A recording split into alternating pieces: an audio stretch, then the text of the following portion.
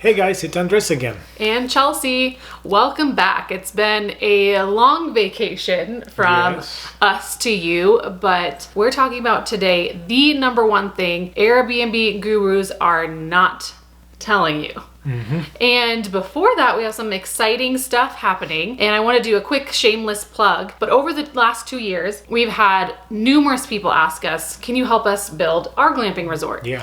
And finally, that is something we're able to offer. So we're doing one-on-one consultations, as well as we are in the middle of creating a course for you guys. Absolutely. We want to give back and help a bunch of people get into this if they want. So we're excited to help some people. Today we want to talk about the number one thing that we believe all the gurus out there of glamping and Airbnb are leaving behind. They all talk about what structure to use, what part of the US to be in, pricing strategies, what software to use. But nobody talks about that this is a hospitality business, a service business, and your host skills have to be amazing to be good at this. Well, nobody's gonna go out with me. I don't even have any good skills. So with that in mind, we want to go into the top few things that we are trying to do as professionally as we can, so that we can be those top hosts and we can have a top performing business in this time of Airbnb. And so many gurus are fixating on design and the build process, but so many of them, I think, fail that after you build it and design it and make it the most stunning place you can ever think of, it doesn't just run itself. You really have to think about offering the best services for your guest.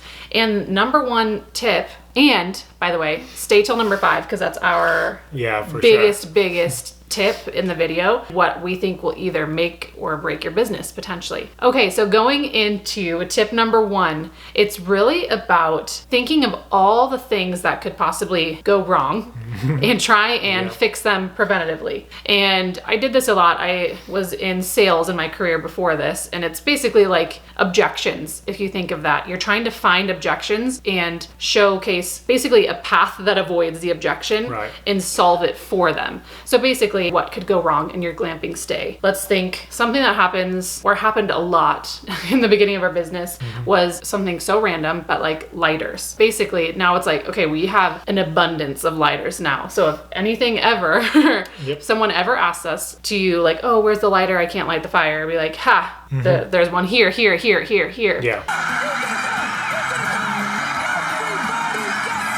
Yeah, that's a very simple thing. We have, for example, an electronic lock in our main house. I have a lock box with a manual combination just in case the battery was to die or the lock was to malfunction. The guests are able to get into the main house with a physical key. And so it's all those little things that can add up to tons of headaches and tons of messages at weird times of the night if you don't address them before you start. And so, yeah, that's a big one for sure. And that goes into our tip number 2, which is take your guests' feedback and listen the first time around. So on that note, you're not going to know everything right when you start. You're going to try and do your best and think of everything you can, but like the whole lighter situation, it's not something we would have predicted. Right. So we took that feedback and we listened, but people will put in their reviews what they, even in private feedback, what they could have liked better, and just really listen to your guests and fix it. They really appreciate that. And something, I guess a little tip within a tip is if someone puts a private message or something in the review, we always message back later and be like, thank you so much for that feedback. We took that feedback to heart and we changed that to make it better for our guests. We have great guests that they leave us an amazing public review, and then in the private section they will list maybe a couple things, and they always start the sentence with like, hey, I don't mean to be picky, but I noticed this. And those are our best guests because they're actually giving us really, really good feedback. And it's things a lot of times that we don't think about because we get so into the trenches of this business and each tiny home and each A-frame that we don't think of those little things. And when you have somebody come and spend 4 or 5 nights at your place, they start to notice, hey, there's no hooks for jackets. Something so simple.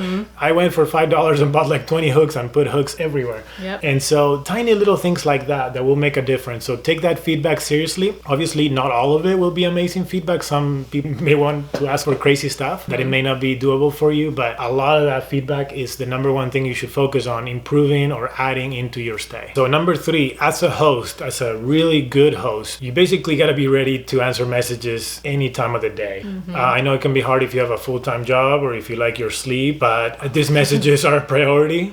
In my opinion, that's really, really important to get back to people right away. Some messages are not super important and they can wait, but they will still appreciate that you get back to them right away. If somebody even the day before maybe checking in, it's asking already for hiking trails, we can give them the information right away, and then they have their time to do the research and do their planning and whatever they need. Other messages are way more important, and it's gonna be like, hey, I just got here, I can't get in, or I don't find the key, or the hot water heater is not working. Those messages they are way more important. I basically have my phone on me on loud, except for right now, but it's right there, I can see it all the time, because it is very, very important that we reply to those messages. We both have all the messaging linked to our phones. The rule is basically, if she knows I'm maybe at the gym or at the pool or something like that, that I can't have my phone with me, she'll take care more of the messaging. If not, it's always on me to be checking for messages all the time. So that can be a little tough on family life, on a bunch of other stuff. If you're in non-reception areas, it always freaks me out when we go into the national park. I don't have signal for like 4 hours and I don't like it. Or we went on a cruise, we didn't have great service there either. I didn't like that. But replying to your messages is very, very important, and do it fast. Yeah, you guys probably hate this one. Sorry, but it's the truth. It can feel like you're babysitting sometimes. It just is part of the hospitality business. And think like your guests have never been to your property before. Some people just don't know and they'll message you, and it's really important to get back to them. If you ignore them, they're going to remember that and they can rate you poorly. But that goes on to our fourth tip, which will make your life way easier and not have to be by your phone and answering as much. We still really recommend that you have your phone on you all the time, just in case. But number 4 is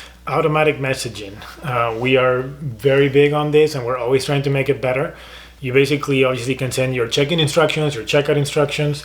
We recently added a message that goes in after check-in, just to ask, how's everything? How's the setup? Is everything clean? Do you have all the towels you need? Because what we noticed a lot of times is that after 3 days, somebody would check out. And on the way out, maybe I get to talk to them in the parking lot or something. And they're like, hey, the place was great, but we couldn't find the robes or a towel. And I'm thinking like, why didn't you just dude, message me? Say something? Yeah. We could have easily elevated your experience. And people a lot of times don't ask. So we make it very, very obvious that they can reach out to us, and I say it on that message. Let us know if you have enough towels or if anything is not clean, because those tend to be the biggest things. We want them to complain at check-in so we can make it better and fix it for them. So with these last 2 points, you're probably thinking, well, I could just hire a property manager and they could answer the phone for me. And I'm gonna say good luck with that. You're making me uncomfortable. Because unfortunately, this is our business, and nobody, doesn't matter how much we pay them, how much we like them, if they're friends of ours, if they're my brother, my sister, they're not going to do as good of a job as we will. And that shows. And I truly think this is like a huge thing for your business. People call us by names when they write our reviews. I don't know how to put this, but I'm kind of a big deal. Really? People know me. We get through all of our automatic messaging, through replying right away, and through all the special touches we put around the property. People truly get to know us by the service we provided. They always say on the messages by name that we thought of everything, that they had a lovely stay, that they got to enjoy their anniversary, or their boyfriend proposed. We have 2 proposals now in the barn. Honestly, you're never gonna reach that level with a property management company. Unfortunately, that's just my opinion. I think it's gonna be really, really hard to come across as a personable family business, which is what we're trying to sell. If you have a third-party business like a property management answering those messages for you. I think if you're a beginner too, it just won't serve you as much if you start out with a property management company, because then you don't really know what you're talking about. You don't, you haven't been in your business. You haven't really seen problems and issues and things that you don't know what you don't know. If you want to be a silent investor, kind of like a person that doesn't just bought the property and doesn't really care, I think it's the wrong business. I think it's the wrong time. Maybe it's not 2021 anymore. You can't be doing that with this type of business anymore. You have to truly focus and be smart and care, because if not, you're simply not going to survive in this business. Yeah, and that's a topic for a whole other video too. But if we circle back, number 5, the thing that I think can make or break your business is not just have some sort of lodging for your guests, but truly making it an experience. And like he said, it's not 2021 anymore. Times are a little bit tougher for Airbnb hosts, especially in our area. area, you have to really figure out how can you differentiate yourself and how can you stand out? How can you create lasting memories? I think that's really what our guests love about our stay, is that we really try and think from a vacationer's perspective and think, okay, what type of stay would we envision where they can tell these memories for years to come and really rave about our property, tell people about it, what makes your property special. And we've added farm animals, and I think people love that about it. So we really tried to think of everything and make it truly an experience, and that's why I think our reviews put us by name. We've kind of created a brand, so it's an experience and a brand kind of meshed together. Absolutely, yeah. The baby goats have been a hit. They were born a few weeks ago. They're really fun to watch. So we currently have 7 Nigerian dwarf goats and a couple sheep.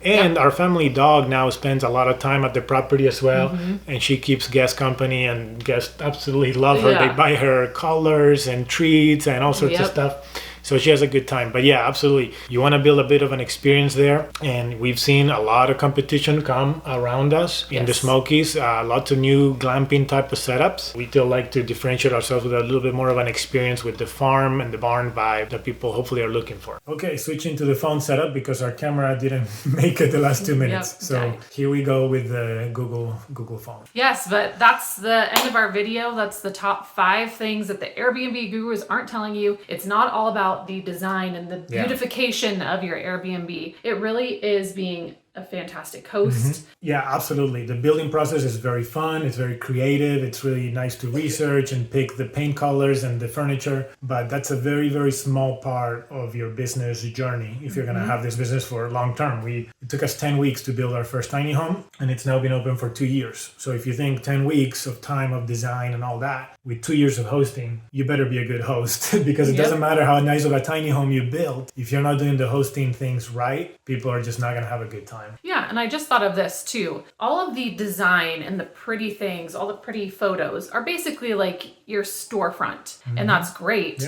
But what's going to keep people coming back is the customer service that you offer, all of the quality products and service that you have. So it's really the most important factor. You can be the prettiest place in all of the land, but if you're a terrible host, then people will notice that and won't come back, won't write good reviews, all of the things. But if we missed anything, let us know. Obviously, we'd love to hear feedback. We want to hear where you are on your journey, and if we can help in any way, then feel free to message us. Yeah, absolutely. We'd love to hear from you, how we can help. That's what we want to do next in our chapter in this business. So until then, we will see you later. We are Andres and Chelsea.